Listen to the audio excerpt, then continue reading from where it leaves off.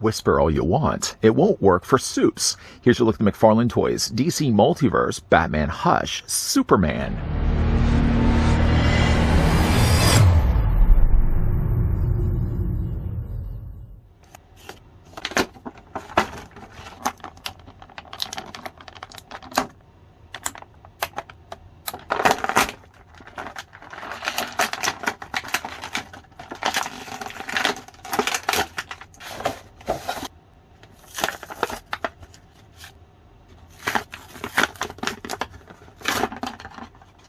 Sent to Earth from the dying planet of Krypton, as baby Kal-El was found by farmers Martha and Jonathan Kent and raised as their own son Clark. As Clark grew up, the radiation from the Earth's yellow sun gave him extraordinary powers, which he kept hidden. Now fully grown, he uses his powers to protect his adopted world as Superman. Just before Clark has any problems with poison ivy, I'd like to first thank the folks over at McFarlane Toys that did kindly provide this sample of the Batman Hush Superman that we could have a look at in this review. I'll bring in a couple of figures also in a second for comparisons. In the meantime, though, if you want your 411, Superman stands at about 6 3/4 inches in height, or the figure is going to be 17 centimeters tall. And getting in a couple of figures now for comparisons. Here's what the Batman Hush looks like Superman-wise, at least with Batman Hush Batman. Now, because, of course, they're using the more stockier body build for Supes here, it so happens to be the same body that they've used, in fact, for like Infected Superman, Bizarro, Eradicator also has shared the same body. It happens to also be the exact same body as the one that we got here with the battle-damaged or war-torn Superman that came packaged along with Doomsday. The colors are a little bit, though, granted darker with the damaged Superman, and one of the things also that with that Superman as well is they sculpted in a brand new face sculpt, which I wasn't really a big fan of the lower mouth. The new Superman that we're looking at, which I suppose I sort of did things in reverse order, does have more of just a regular stoic look on his face. Whether, though, it makes for a better Superman, you'll have to find out soon. And then, of course, we'll bring in another Batman. Anytime I get the chance, you know I always like to bring in the Nightfall Batman. Here's also what he looks like with the Nightfall Batman.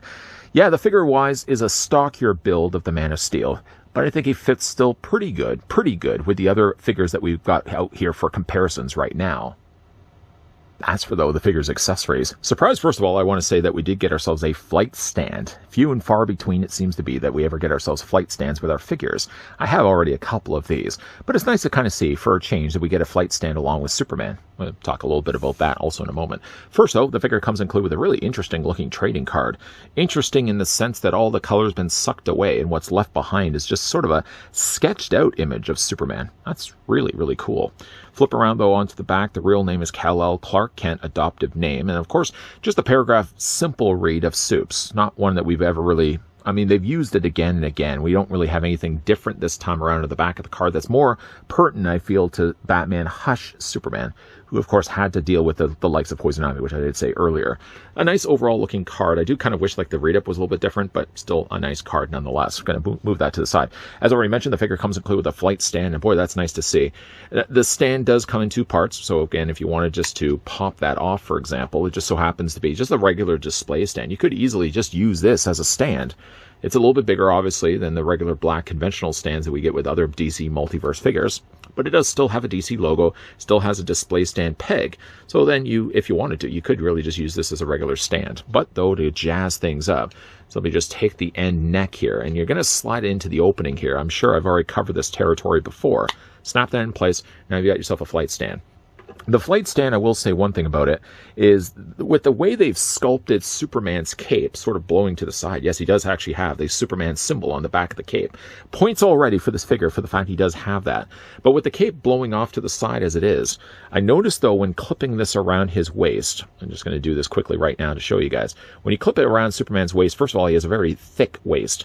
But when you plug it in place, he's sort of prone to leaning to the side. And I think a lot of it really has to do with the fact that there's so much plastic weight being dedicated sort of more to this side that it does cause Superman as a result to kind of lean to one side. Now, one thing you could also do as well with these stands is you can also adjust it forward. So if you did want to have, say, for example, Superman flying, you can also do that as well. take the stand off for right now. I think one other thing that they could have substituted in instead of the stand is maybe as well some poison ivy vines. If you've ever read Batman Hush, you'll know that, of course, the Cape Crusader has to contend with the Man of Steel, who's sort of been possessed by poison ivy. He sort of has like the vines all wrapped around his body. I think certainly as one thing, as an option available, instead of maybe including this, had they maybe included some vines. I'm sure at some point we are going to be getting a gold label edition of Batman Hush. Mark my words. They're probably going to be releasing one where it's going to be a possessed Superman that's going to have, yeah, again, some of the vines that you can wrap around his body. Though he doesn't come include with vines, the figure at least comes include with some flight hands. You'll notice one trend, as you probably already can see by the hands here, that the complexion for Superman is really pale. I do wish that he was a little bit more warmer in colors, like he sort of feels like he sort of looks like he's a little of the undead. The colors, I think, are a little on the pale side with the plastic that they've used. I would have loved, certainly, if they could have used the color more closer to the one that the Superman that we got with Doomsday. I'll bring that figure back also in a second. By the way, though, if you want to change out the hands, one thing I did also want to say about his hands, bringing the arms forward so awkwardly like this, is that the hands really do seem large, don't they? I mean, if you look at them proportionally to the rest of his forearms and his biceps and everything else further up from that, his hands do seem really large, like he's got big giant oven mitts. It doesn't necessarily fix the problem when you are unpegging the hands. We're just going to detach one for right now. And we're going to replace it with, say, well, this hand, obviously, we only have one choice because thumbsies will always go in. That's the rule of thumb, after all. Yeah, if you did want to have Superman in a flight pose, you can do that as well. Just sort of bend the arm. But it brings more than attention to the fact that he's got really, I feel, really large hands. But there's that option available if you want. So let's get a closer look, first of all, at Superman's face. I don't really have a fault necessarily with the face itself. He does have a very large chin, but I think he profiles really nicely. Like if you look at it from the side, maybe from the front, it does look sort of like proportionally things are a little smaller, like his eyes, for example, and his mouth. But I tell you this, though, when you look at it from the side, that's a nice looking profile. Not that that's the way that you can be displaying your figure, but I will say, though, from seeing it from the side, it's a nice looking Superman. It actually does look good on the front there as well. He has just more traditional looking Superman colors. Though, again, to look at this guy and bring in the one that we got from the Man of Steel, certainly battling Doomsday, you can see like the colors are so much more warmer here on this version of Superman. He also has some notable blue in his hair that is omitted on this release. And he actually even has a better Superman curl too.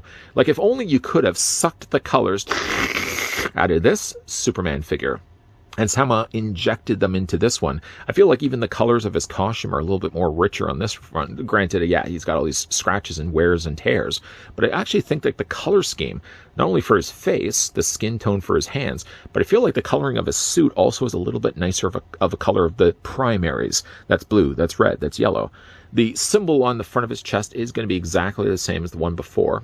Sort of has, in a way, the way they've sculpted it to the midsection of his torso here, sort of has like a dripping effect. Doesn't it kind of look like the Superman symbol is melting like it's made out of wax? I will say one thing I really like about the figure is that on the back of the cape, unlike the one that came included with Doomsday, this actually does have the Superman symbol. Boy, I missed Superman figures when they didn't have the symbols on the back of their capes. Now this one actually looks like it's been molded rather than just like painted or printed in place. So actually, unlike all the rest of the cape, for example, that has just the natural draping, or the way that things naturally wrinkle when they're draping, overlapping with one another, the one area that isn't actually overlapping, which seems a little strange, is the fact that Superman's symbol is completely flat and smooth. Other than that, though, I'm really happy to see a Superman symbol making an appearance, because obviously the one that we got here with the Superman Doomsday one, which is somewhat so ironic, the fact that that cape would then be used for a flag in Superman number 75, that then the symbol would be omitted altogether. Again, I've already done a full review of it. Exact same figure, though, other than just, again, like they've changed the head sculpts. And, of course, they've also changed the hands there as well.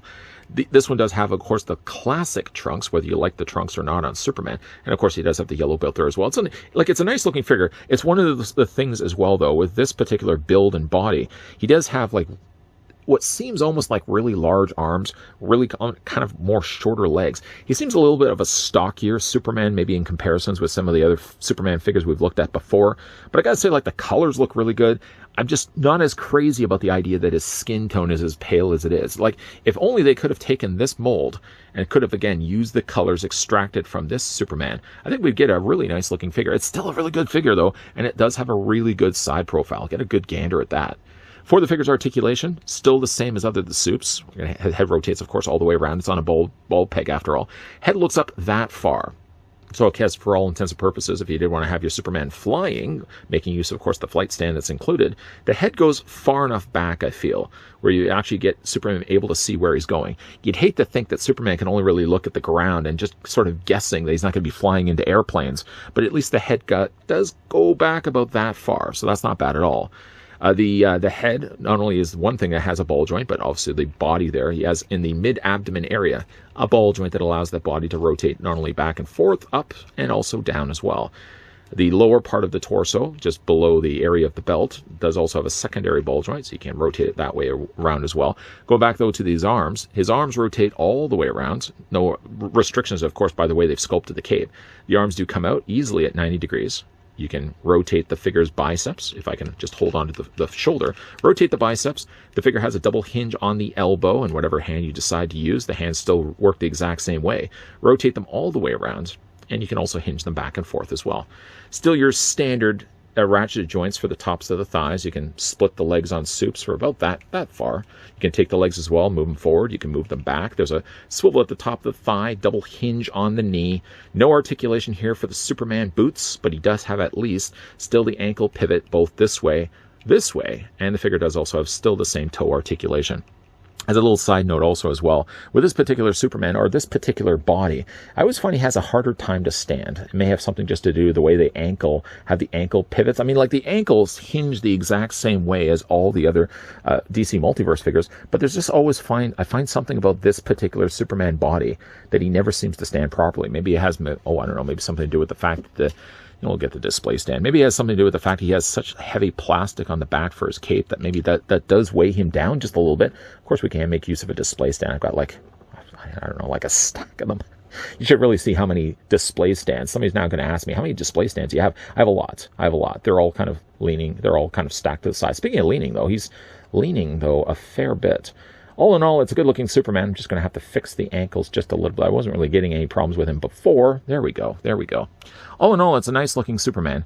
Still, though, again, using the same body as the one that came packed along with Doomsday. I think, again, I should have probably reversed the order of which I was doing the reviews. I should have probably looked at this guy first. Then I probably should have looked at this guy, being that this is the damaged version. But again, like, it's not just the case that they're using the same bodies. They have changed, again, drastically, I feel, the colors. Again, I just sort of wish that this guy's colors were sort of embedded, printed on, molded in the same color scheme onto this Superman, because the pale nature of his skin is the only thing I find is a little detracting on the figure overall. While maybe Soup's before on the display stand neck was wobbling a little bit or leaning to the side, he doesn't seem to have as much of that problem when I've actually got him in a flight pose. Kind of more the traditional way of Superman flying, and angle him up just kind of the way I've got him right now still gives you the chance to sort of see the undercarriage of Superman and his face as well. The figure does look good. Now again, he's using that more bulkier build of Superman, a little more stockier of a build. They have used this mold before, and again, I'm not bothered at all by the fact that they did decide to use this mold. I would have maybe liked a little more of a longer Superman, a little leaner in the leg, but again, like the mold works well for the figure. It just somewhat translates, though, to really large hands. I don't know if maybe they just decided to use larger hands for Superman. It's almost as if like these hands were designed more so for Bizarro or maybe Infected Superman. I'd have to really kind of go back and check that figure again to see if maybe they were using the larger hands. Smaller hands probably would have worked a little bit better. The flight hand actually seems smaller in comparison. It doesn't seem as big of an oven mitt or like the size of a melon. He's almost got like melon-sized hands. But yeah, the flight hand does look a little bit better in my honest opinion. I do like also that the fact that this Superman brings back the Superman shield on the back of his cape.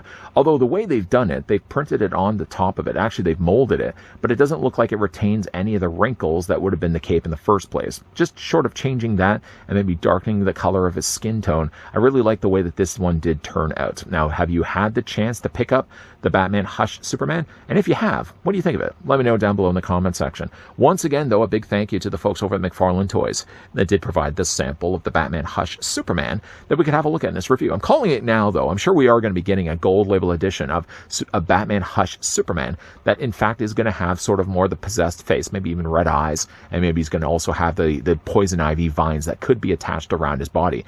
That would be a figure I would certainly like to see. If you guys enjoyed this video, want to hit with a like. If you guys are loving the content you guys are seeing and certainly would like to stick around for more, I hope so.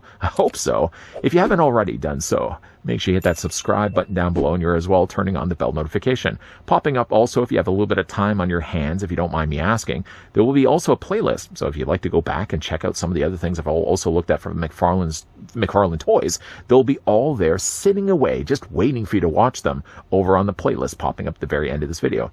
Of course, we will be looking at some more DC Multiverse stuff. That's the kind of thing I like to look at here on this channel, and definitely more will be coming your way. Of course, as always, guys, thanks for watching. See you guys next time.